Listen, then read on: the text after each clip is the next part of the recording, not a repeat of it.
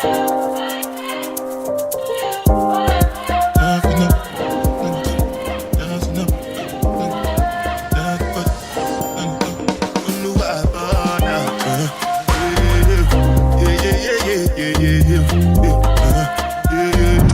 est, on est dans notre correspondance du nouveau train. Je vous présente les lieux. Ce n'est pas du tout le même standing.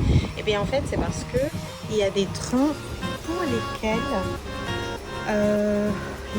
les trains sont encore très vieux. C'est pas comme en France, il y a les TER, et puis il y a les intercités, et puis il y a les TGV. Et en fait, ici c'est pareil. Donc je pense que là on est sur un intercité parce qu'en fait, il y a des lits. Et en fait, là, par exemple, c'est un lit qu'on peut juste faire monter comme ça, apparemment, et dormir. Donc ouais, le train il a l'air un peu sorti tout droit des films hollywoodiens où il y aurait des scènes assez drôles. Mais c'est vrai que c'est bien, c'est pas mal, c'est calme. Il y a de la AC, l'air conditionné, la climatisation. J'ai demandé à ce qu'il y ait de la clim parce qu'on... oui, j'ai des petits trucs comme ça que j'aime bien qu'ils y soient, et c'est pour ça qu'on a pris ce train avec ce compartiment. Et franchement, je trouve que c'est sympathique, quoi. C'est sympathique, c'est pas mal.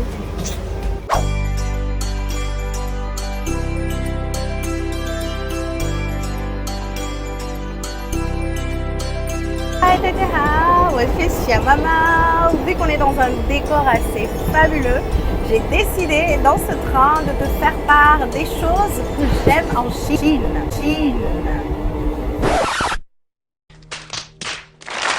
Hi, Tadjara, voici Xiamama et bienvenue dans le train qui va à destination de Varkala. Je suis très contente d'être avec toi aujourd'hui. Je suis dans un décor fabuleux comme tu peux le voir juste là derrière moi, dans un train à destination de Varkala. Et j'ai décidé de te dire un petit peu les choses que j'aime en Inde, sachant qu'il y aura une version où je dis les choses que je n'aime pas en Inde. Mais là pour le moment on est que sur du positif, alors je te donne rendez-vous après le générique pour savoir un petit peu plus, parce que ce voyage est plein de surprises et j'ai envie de partager ces surprises avec toi. Donc je te dis à tout à l'heure après le générique. Oh, déjà oublié, abonne-toi si tu débarques ici et surtout fais-moi un petit cœur. À tout à l'heure après le générique.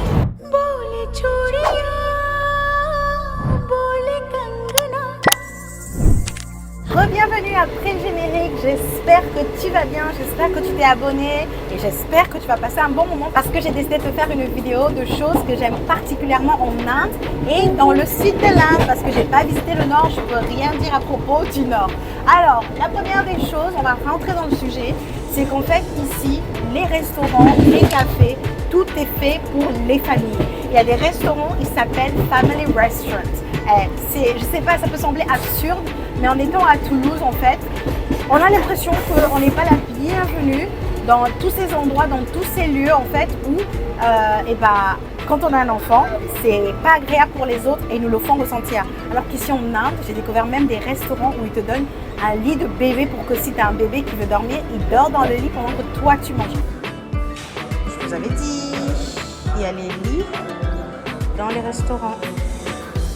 T'as vu ça? Même dans le restaurant de l'hôtel.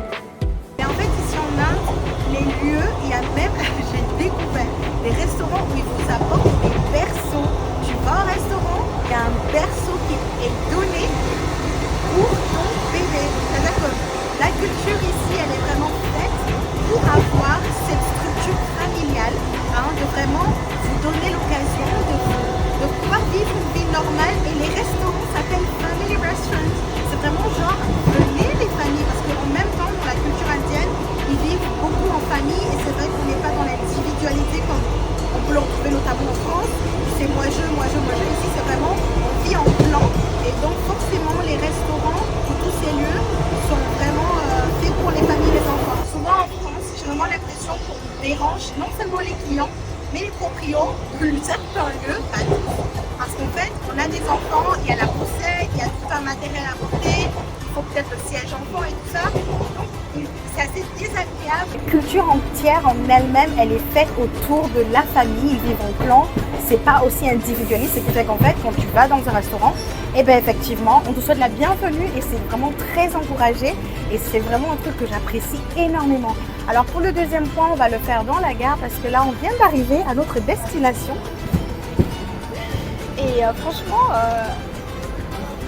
j'avais découvrir Varkala quoi, parce que je pensais que le train allait être long, mais il n'est pas du tout long.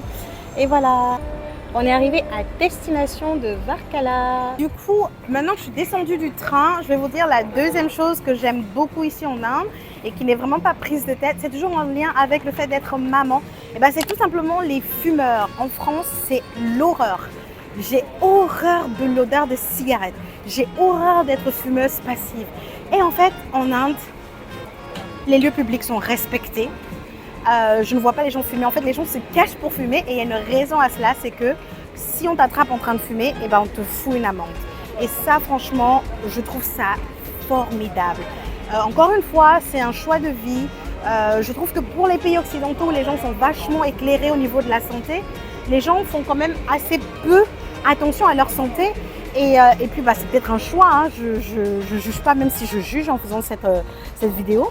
C'est juste que c'est vraiment désagréable des fois d'être assis à un café et de vouloir profiter. On ne peut pas en terrasse parce qu'il y a des fumeurs. Et bien ici en Inde, il n'y a pas ce problème parce qu'en fait, les gens ils ne fument pas. Tu vois là, je suis à la gare. Les gens, ils ne fument pas. Alors que je serais à Toulouse, Matabio, je serais déjà en train d'empester la cigarette de tous les délinquants et les non-délinquants qui fument. Et ça, je t'avoue, c'est vraiment super agréable. Donc la cigarette, je ne l'ai pas vue, je l'ai vue à Kochi.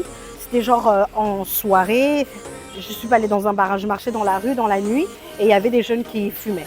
Et ils fumaient vraiment en mode discretos parce que voilà, si on t'attrape, c'est condamnable. Vous n'allez pas le croire le délire, on va, sans transition, on va prendre un tuk-tuk sauf qu'en fait, c'est soit on va escalader tout le truc et on va de l'autre côté de la gare, soit on escalade ici. Bon, moi je peux escalader, hein, it's fine for me, I can do it. No? So where are we going? Du coup, en fait, on va aller jusqu'au bout, là-bas, pour revenir ici et trouver un tuk-tuk. Donc voilà, bref, on est à Varkala et il y a trop de choses qui se passent en même temps qu'il y a la vidéo. Donc la troisième chose que j'aime beaucoup en Inde, troisième chose, c'est quoi déjà? J'ai parlé des fumeurs, des restaurants. Ah ben c'est le coût de la vie, voilà, le coût de la vie en Inde. Tu te sens riche quand tu viens de France.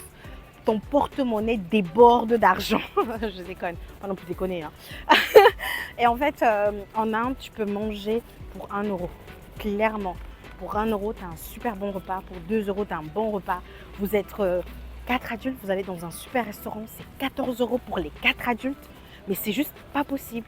Et en fait, quand tu imagines, mais après, c'est normal. Je sais pas comment c'est organisé, le roupie ou comment la société, elle est organisée. Mais même des fois quand je vais au Cameroun, je trouve que le Cameroun est très très cher. Ça me coûte tellement d'argent d'aller au Cameroun que déjà avec les visas.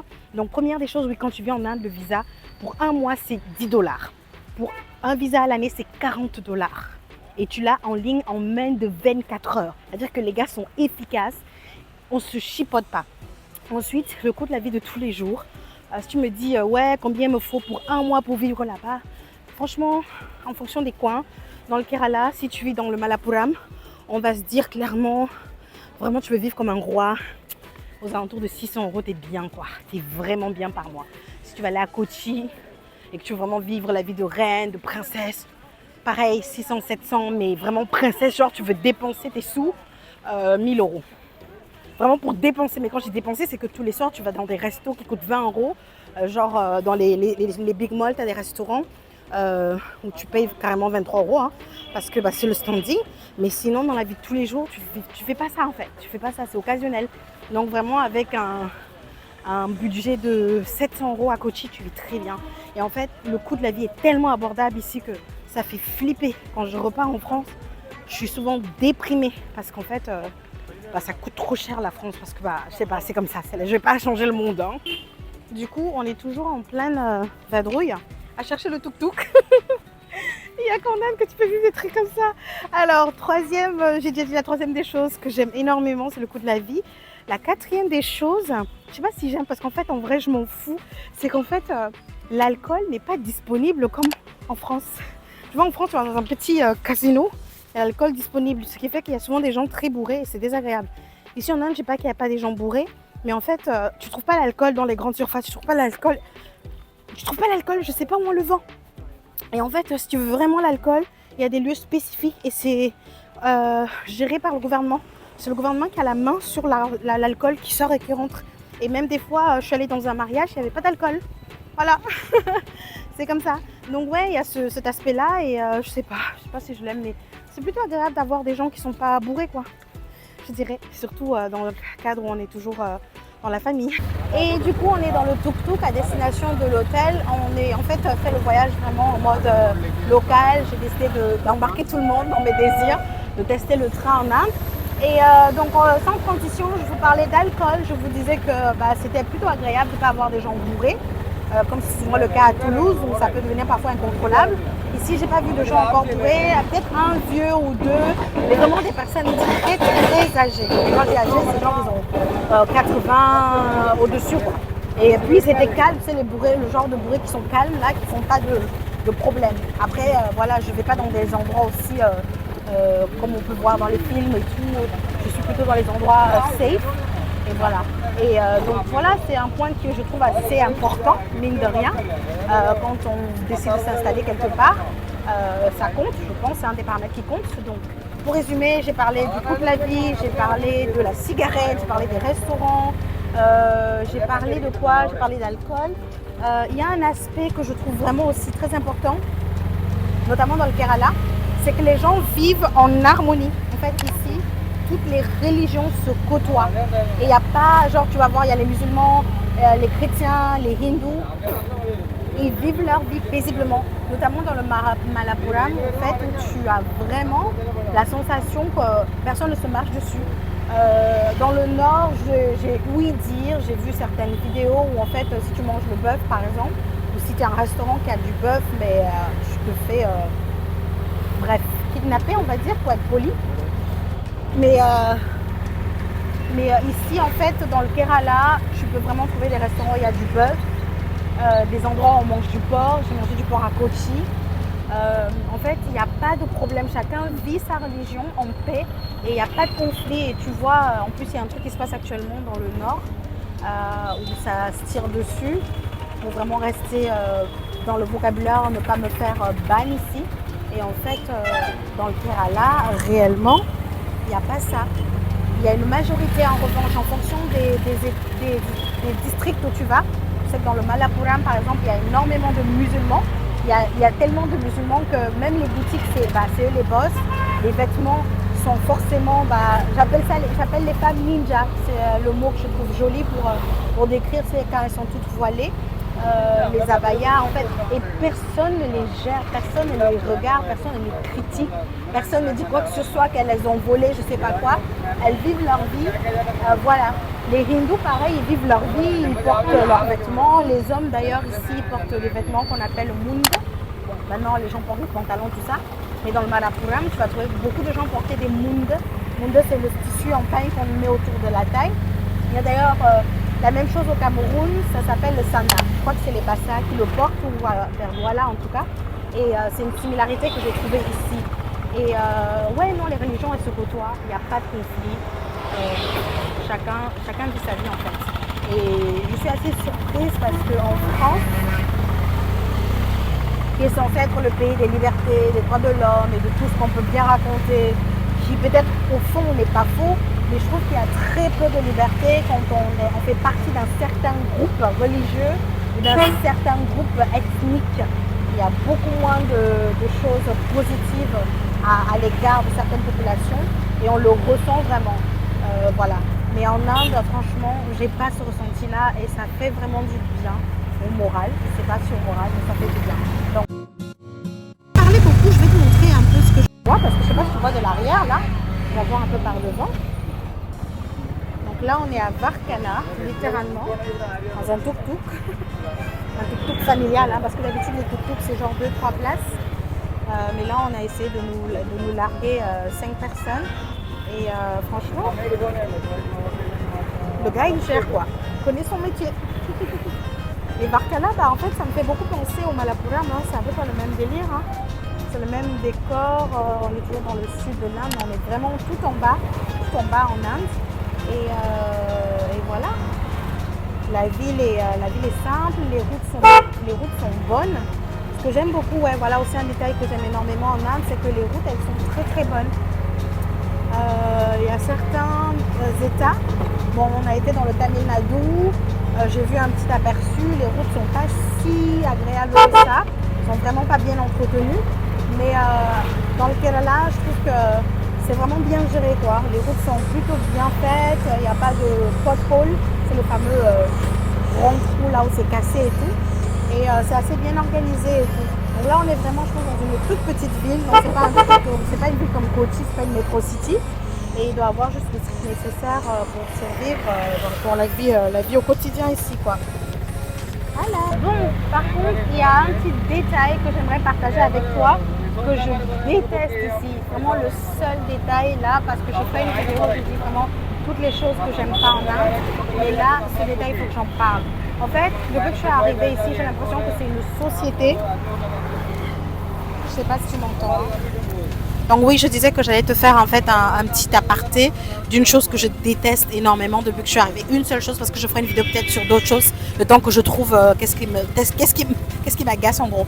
Et en fait, la chose qui m'agace vraiment le plus, que j'ai remarqué, c'est qu'en fait, c'est une société qui encourage au crédit en permanence. Après, c'est normal, c'est qu'en fait, les gens n'ont pas suffisamment d'argent et les gens veulent vivre au-dessus de leurs moyens, littéralement. C'est-à-dire que tu n'as pas les moyens d'avoir une voiture, mais tu rêves de l'avoir. Alors en Inde, on te le propose, mais tellement facilement. C'est-à-dire que partout où tu vas, c'est écrit loan, loan, loan. Les gens, ils prennent des crédits comme si c'était l'eau. C'est vraiment, ils buvaient l'eau, ils prennent les crédits en même temps. Donc ils prennent des crédits avec de l'or, ils prennent des crédits mais pour tout. C'est-à-dire qu'on te donne l'argent facilement. Et même quand tu veux acheter un truc, on te propose toujours de payer en plusieurs fois et bien sûr avec des intérêts. En fait, c'est quelque chose qui me stresse parce que quand j'étais étudiante, j'ai vachement galéré, j'avais toujours des découvertes et je connaissais ce système-là où tu as l'impression que quand tu achètes et que tu payes en plusieurs fois, tu es gagnant, mais en fait, pas du tout. Et en fait, ici, le mindset, c'est vraiment de faire ça. Les mecs, ils achètent, ils payent en plusieurs fois.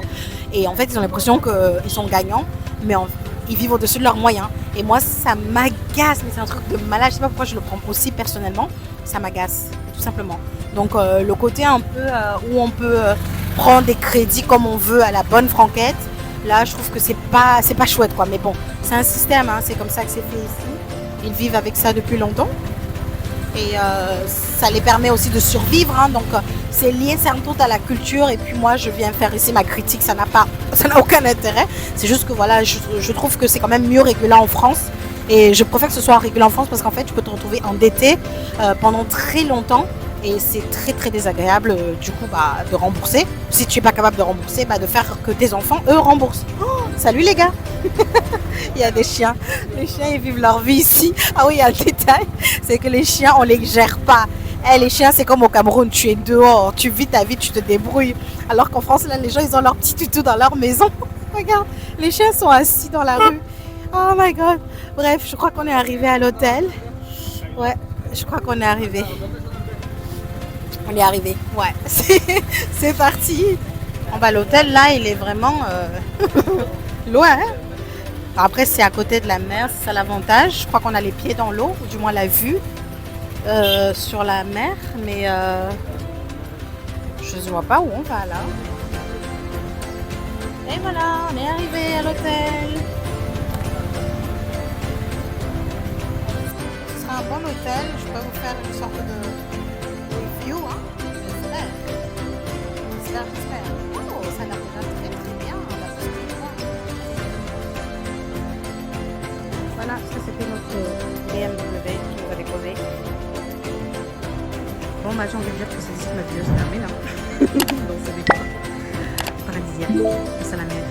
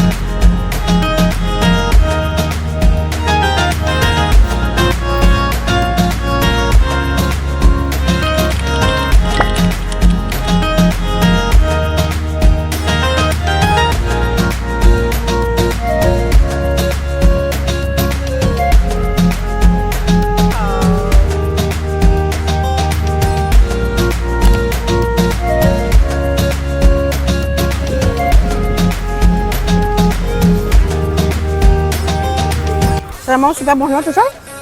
Non? Tu sais? Non, papaya. Ah, ça pique un peu quand même, hein?